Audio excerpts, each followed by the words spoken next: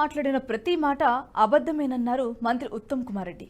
కేసీఆర్ అధికారం కోల్పోవడమే కాదు, పార్టీ కూడా కనుమరుగవుతుందేమోననే ఫ్రస్ట్రేషన్తోనే ఆయన మాట్లాడుతున్నారని తెలిపారు. పార్లమెంట్ ఎన్నికల తర్వాత బీఆర్ఎస్ పార్టీ కనుమరుగు అవ్వటం ఖాయమన్నారు. రాష్ట్రంలో ఇరిగేషన్ను నాశనం చేసింది కేసీఆర్ అని, దానికి తెలంగాణ ప్రజలకు క్షమాపణ చెప్పాలని డిమాండ్ చేశారు ఉత్తమ్. కల్వకుంట్ల చంద్రశేఖరరావు గారు మాట్లాడిన ప్రతి మాట అబద్ధాలే అని చెప్పి తెలంగాణ ప్రజానీకానికి మరోమారు మనవి చేస్తున్నా. అబద్ధాలు, వాస్తవాలని వక్రీకరించడం, ఒక ఫ్రస్ట్రేషను, ఒక డిప్రెషను, పవర్ పోవడమే కాదు, గవర్నమెంట్ పోవడమే కాదు, ఇప్పుడు పార్టీ కూడా మిగలదేమో భయంతో బయటికి రావడం తప్పితే మరొకటి కాదు. నా సుదీర్ఘ రాజకీయ అనుభవంలో ఏ పార్టీ కూడా ఇంత తొందరగా కుప్పకూలిపోలేదు. దేశంలో చాలా రీజనల్ పార్టీస్ ఉన్నాయి. తమిళనాడులో ఉన్నాయి, ఒరిస్సాలో ఉన్నాయి, వెస్ట్ బెంగాల్లో ఉన్నాయి, మహారాష్ట్రలో ఉన్నాయి. సుమారు అన్ని రాష్ట్రాల్లో ఏదో ఒక రీజనల్ పార్టీ ఉంది.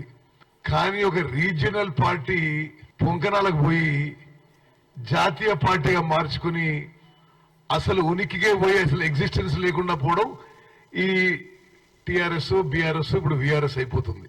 చాలా స్పష్టంగా చెప్తున్నాను నేను, పార్లమెంట్ ఎన్నికల తర్వాత బీఆర్ఎస్ పార్టీ మిగలదు. పార్లమెంట్ ఎన్నికల్లో బీఆర్ఎస్ పార్టీకి వచ్చే స్థానాలు 0. ఆ తర్వాత ఆ పార్టీలో ఎవరు మిగలరు, కేసీఆర్ ఆయన కుటుంబ సభ్యులు తప్పితే. అసలు ఇరిగేషన్ గురించి మాట్లాడే అర్హత ఉందా కేసీఆర్ నీకు అని చెప్పి అడుగుతున్నా. తెలంగాణ రాష్ట్రాన్ని, రైతాంగాన్ని, ఇరిగేషన్ సెక్టర్ ని సర్వనాశనం చేసింది కేసీఆర్ అనే వ్యక్తి.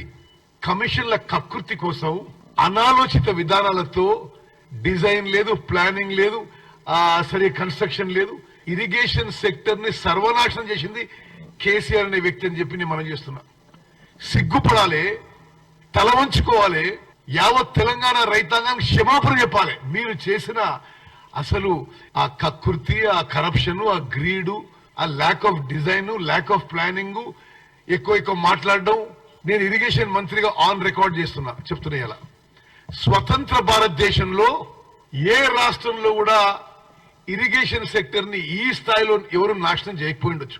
స్వతంత్ర భారతదేశంలో ఇరిగేషన్ ప్రాజెక్టుల నుంచి ఎవరు ఇంత దోపిడీ చేసుకున్నకపోయిండొచ్చు. ఇంత అనాలోచిత విధానాలు, ఇంత అసమర్థత, ఇంత యాడ్హాక్. ఈ వీడియో మీకు నచ్చినట్టయితే లైక్ చేయండి, 10 మందికి షేర్ చేయండి. అలాగే కామెంట్ల రూపంలో మీ అభిప్రాయాలను మాతో పంచుకోండి. Nationalist hub group of channels ను సబ్స్క్రైబ్ చేసుకుని తెలుగునాట జాతీయవాద జర్నలిజాన్ని ప్రోత్సహించండి. ఈ వీడియో కింద ఉన్న బెల్ ఐకాన్ పై క్లిక్ చేయడం మర్చిపోవద్దు.